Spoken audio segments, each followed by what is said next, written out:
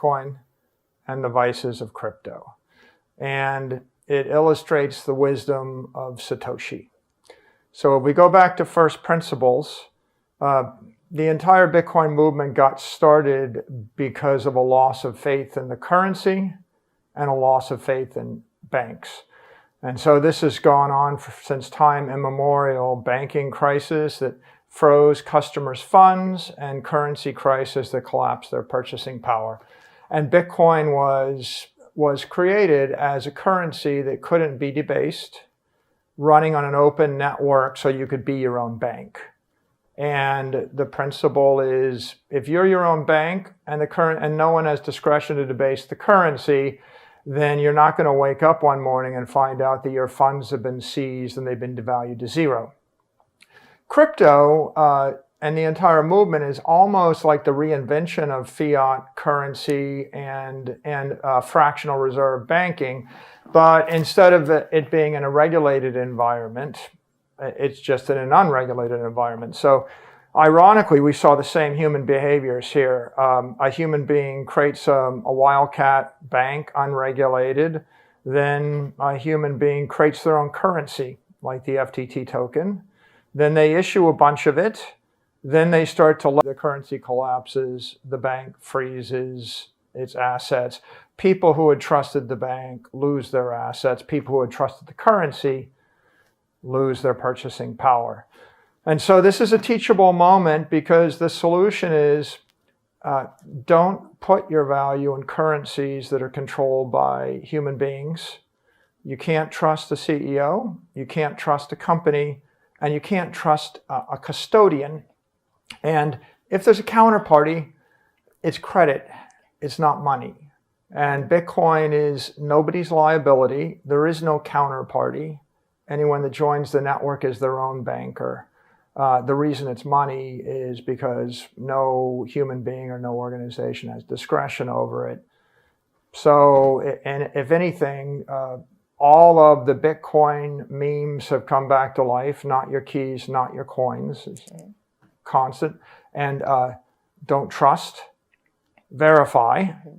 And it's sad to say that this is an incredibly expensive lesson in basic fundamentals of monetary theory and banking, and a principled way forward with a number of years afterwards. So I think the humility of Satoshi is the observation that no one can carry the burden of that trust. Satoshi can't. No company, no board of directors, no government, no political process. At the point that you conclude that no one has the strength of character and wisdom and commitment to carry the burden of a billion people's money, then you realize that the solution is put the control of that into the hands of nature. Submit yourself to nature's laws and to the laws of mathematics. And then put it into the hands of a software that's not just a software program running on a machine, but a software protocol running on millions of machines.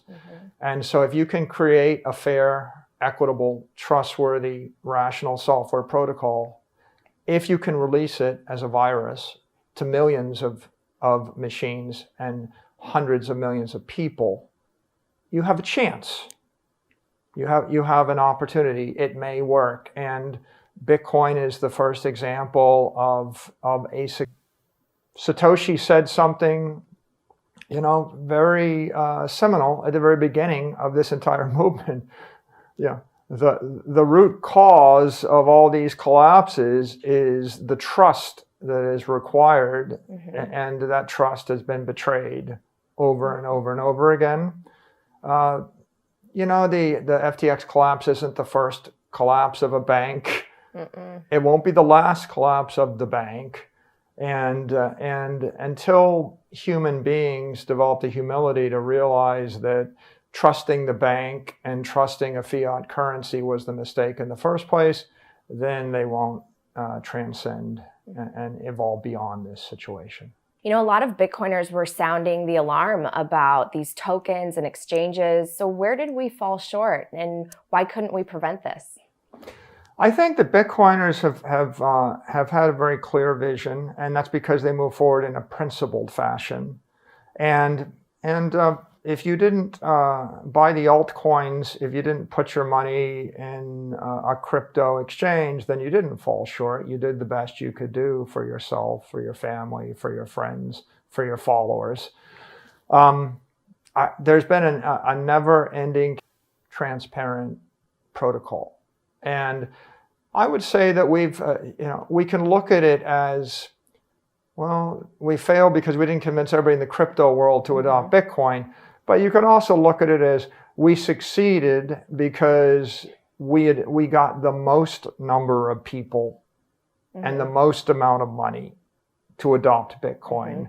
And so Bitcoin is still the dominant crypto asset network in terms of number of holders, in terms of value, and in terms of the amount of value stored on the chain. And so although we haven't convinced 100% of the people to agree with us, we're making great headway with mainstream investors and mainstream media.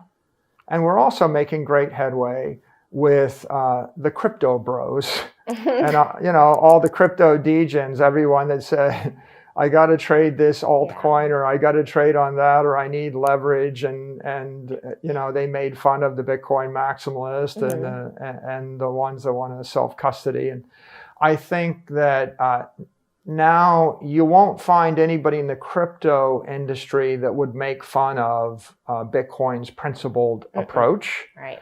And I think that if you go on CNBC and you look at the conversations are clearly, we can't really be trusting these wildcat, Wild West crypto casinos, and we need to be more responsible. The industry needs to grow up. I think that there are some ideas in the crypto ecosystem which are good ideas that have been poorly executed or executed in an immature fashion that has been counterproductive. So let's talk about the good ideas. The good idea is a digital commodity that is an asset without an issuer.